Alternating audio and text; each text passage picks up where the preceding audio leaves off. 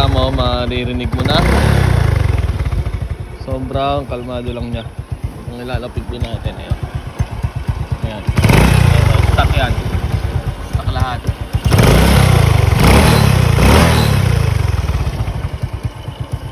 Yung sa loob ba yan. Stock na stock talaga, as in. Super Yan mga boss, bali nandito naman tayo ngayon sa bukid. Yan. Wag niyong pansinin yung buka ng bibig ko dito.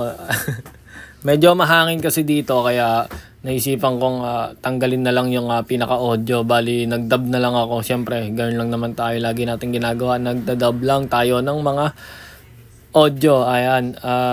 Marami nagtatanong kasi sa akin regards sa ating nabili na pang Indonesian parts, yung mga genuine parts tulad na itong connecting rod set na to. Ayan, yung isa nating nabili at meron pa tayong isang nabili itong tensioner set. Bali, ayun nga pala yung kinabit natin dito, no. At hindi lang yon, syempre may mga iba rin tayong tinesting tulad na itong set na to. Ayan, tumitibok-tibok na yan, camshaft na set naman na yan. Bali, lahat nga pala yan ay nasalpak na natin dito sa ating motor. At sa pinakadulo nga pala ng video na to ay paparinig ko rin sa inyo yung pinakatunog nung ating video. Bali, ito nga pala yung una nating set yan. Dalawang side bearing tapos connecting rod.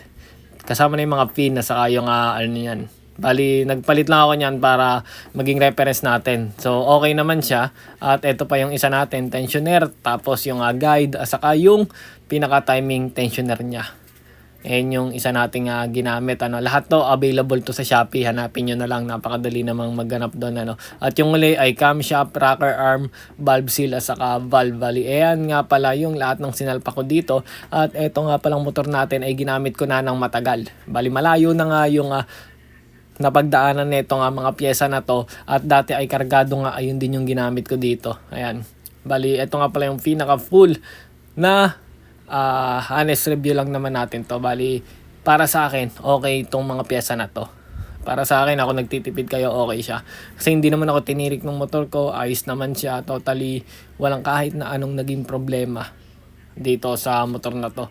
Talagang sobra yung pagiging okay niya. Pero siyempre, depende na rin siguro sa pag-aalaga ng motor at depende na lang din sa paggamit nyo. Kung tatanungin nyo ako kung o-order kayo ng ganito o hindi, kung may budget naman kayo, pwede kayong mag-genuine or pwede kayong mga branded na like Pitch Bike, ayan. Diba? Tapos, pwede kayong bumili ng mga second hand na lang. Pero dahil nga ang ating motor ay more on gusto nating subukan, kaya yan ang ginawa natin. Ayun, pagka piniga mo, maririnig mo na. Sobrang kalmado lang niya. Kung ilalapit din natin, ayun. Ayan. Stock yan. Stock lahat.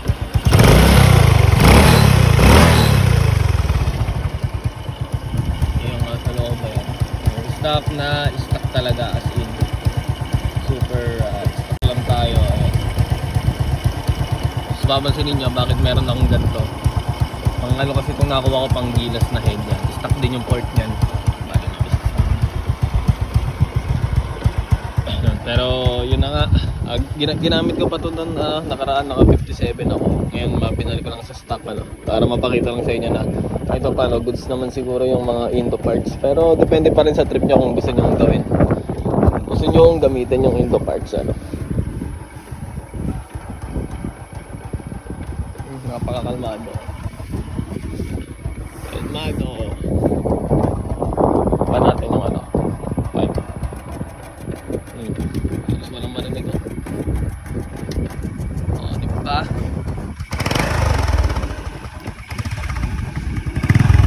Nag-video natin kanina. Kaya kung gagamit kayo ng Indo parts, okay naman siya.